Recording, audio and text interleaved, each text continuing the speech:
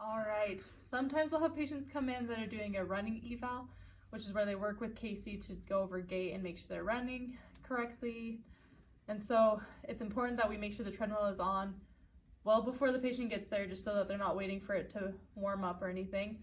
And then when the patient gets there, Casey usually likes them to do a warm up on the upright bike for about 5 minutes, and then they can go over to the treadmill and start doing a warm up run for about another 5 minutes, and then Casey will work with them. This exercise is called ball circles.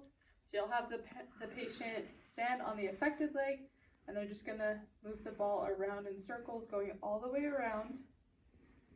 And they'll do 10 times clockwise, and then they'll also go 10 times counterclockwise. All right, this exercise is called T-Band, Pronation, Supination. And so they'll have the band to offer resistance.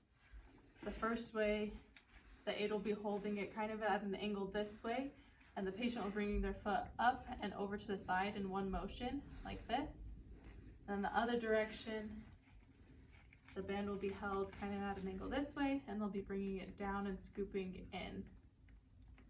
3 sets of 15 both directions. Really, one of the aids should be helping them with it, just so they can have their leg outstretched on the table and do the 4 different directions. All right, this exercise is called Eccentric T-Band 4-way.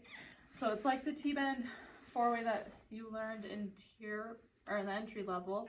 The only difference is they'll move their ankle in that direction. So this is E version. You'll pull it tight, and then they'll slowly release. And then you'll do that in all 4 directions, where they pull it tight, the tension, and then slowly release.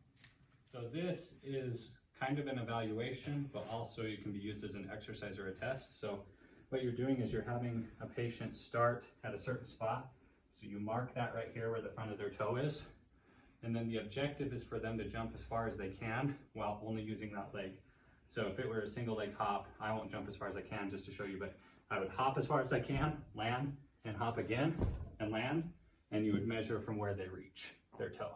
So you get out a measuring stick and do that. A burpee is you probably know it, but you're coming down, kicking your legs out, kicking your legs back in, coming up, jump, down, back forward, jump. Squat jumps. You're in the squatted position here, and you're going straight into a jump and right back into a squat.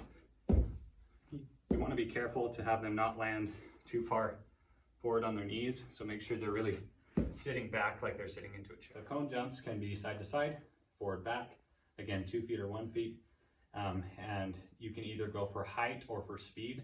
So if you're going for height, you're just doing as high of a jump as you can, landing, and then coming to the other side.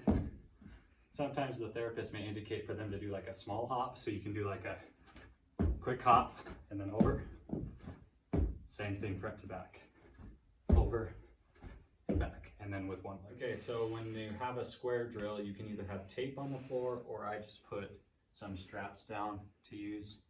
And you can do these either 2 feet or 1 foot, single leg or double leg, and there's just different directions you do. So for example, if we're doing double leg, we can do front to back, over the line, like that. You can do side to side, over the line. You can do a diagonal or a square pattern. And then all of these can be done with 1 foot as well. So really you can do any pattern that's indicated on the chart. This is similar to the square drill, but there is a 5-dot pattern. So this can be tape on the floor or something like that. I'll demonstrate it without it, but basically you think there's 1 dot in the middle, 4 dots around it, and you can do different motions, 2 feet or 1 foot. So for example, if you're doing like a hopscotch pattern, then you're starting behind with your feet open and you're going to the middle and up, following that square pattern or that 5-dot pattern. Okay, and then you can do like a V or a Y. So you're here, back, doing a Y pattern. So really any position, X, anything you can do with the dots. Okay. Okay, and then a skip jump is what it sounds like. It's a skipping motion, but they're going forward. So they're coming here and they're jumping and landing. Okay, this one is split jumps or jump lunges. And basically the position is you're in a running or a lunge position and you're jumping and switching.